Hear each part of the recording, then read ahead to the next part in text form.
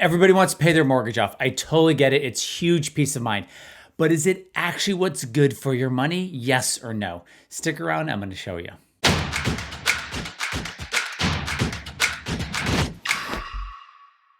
Hey guys, this is RC Peck. I want to talk about paying off your mortgage or paying down your mortgage and talk about the pros and the cons to it. So let's jump into this. There's going to be many points to this. So it's not necessarily going to be 1 point or 2 points, but let's talk about the pros.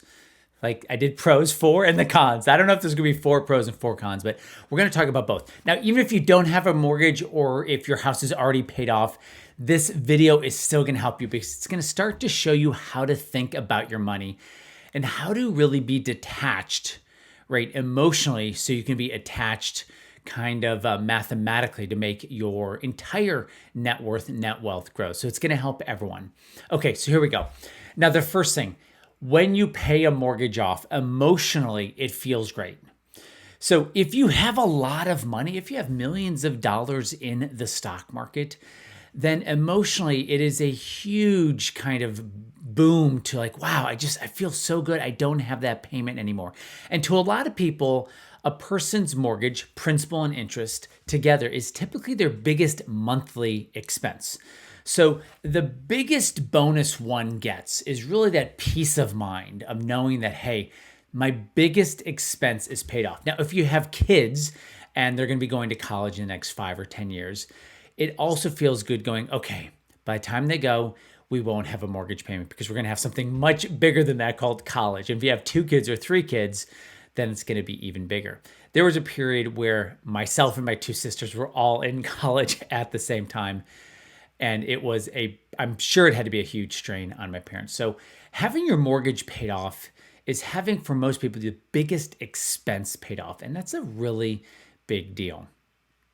Okay, now, if you pay it off, especially in the US, and I don't know about all countries, but you lose a huge tax benefit. So in the United States, you get to write off your interest payment. Now, everyone's at a different tax bracket on this call, but what you really want to do is either look into it and see how much you're saving on your taxes each year by having a mortgage. Like how fewer taxes do you pay because you have those interest payments? So you want to look at that too. And the place you want to start with whether you pay off a mortgage or not is start from a mathematical point of view. Okay. Now I know I said the first big pro is an emotional kind of win. It's gone.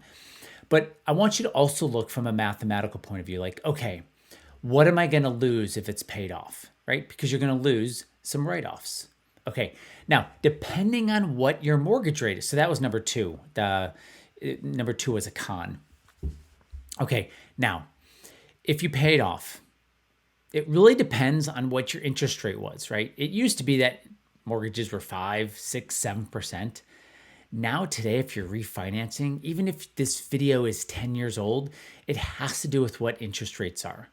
So if you can get a 30-year fixed, fully amortized for under 3%, that's really cheap money to borrow. And if you can write off your interest payments on it, which most people can, that 3% is really like 2% net of taxes. So you really have to understand what it is net of taxes, not just this, yes, I want to pay it off and I don't want to have to worry about it anymore. Do the math part and do the emotional part too, so you can really have, the 2 you're looking at. Okay. The next thing is, think of it this way. The S&P on average grows 9 or 10% a year. Now that's before taxes. Just for easy math, let's just say it grows 9% a year. And let's just say 3 of that 9% goes to taxes. That means you're guaranteed 6% a year. So that's kind of your easy way of going, look, if I put my money in the S&P 500, reinvest dividends, I'm going to make on average 6% a year on that. If you pay off your mortgage and your mortgage is at 2% or your mortgage is at 3%, you're actually better off having your money just in the S&P 500 with dividends reinvested. Now, if you're watching this and interest rates are at 6 or 7%, again, the long-term growth rate of the S&P 500 over the last 100 plus years is between 9 and 10%. So very unlikely to change whenever you're watching this video. So if your mortgage rate is at 6 or 7, then it probably makes more sense to pay off your mortgage. Now, I said at the beginning, do you pay off or do you not pay it off, or do you pay it down? So you can go with an in-between, right? Instead of paying it entirely off, what you can do is pay one extra payment a year or pay two extra payments a year. Or instead of paying once a month, pay every other week and you actually pay it down faster. Now, it's not crazy faster depending on interest rates and whatnot. If you pay one extra payment a year, you're going to save about 6 years. So a 30-year mortgage becomes 24 years. So the in-between is you don't have to pay it off, but you can pay it down much faster. And that's actually kind of a form of savings. Okay, so one of the things I really want you to think about, and we're going to wrap this up, is weigh the emotional parts of it, okay? But I also want you to look at the mathematical parts of it. And that's something that most people don't do. They only look at the math part of it or the emotional part of it. And one thing you want to realize is life is not a spreadsheet, right? So whether you pay off your mortgage or not, it's part spreadsheet, how it looks mathematically and emotionally. And in between there, you're going to look, and then you can kind of weigh the two of them and go, gosh, the emotional one weighs much more, meaning there's much more weight in it. And I think it's actually worth it to pay it off. But please, the big thing I really want you to understand is what's the tax consequence? Because in many countries, there's a tax benefit to having interest, paying off interest each month and each year. So you want to look into that. And if you have a CPA, just call her or call him and say, what am I actually saving in taxes each year by having a mortgage? Yeah. And then last thing, and then I'm going to hit the pause button here, is what would you do with the money? I kind of alluded at the beginning that if you have kids going to college, then you're going to have that extra money.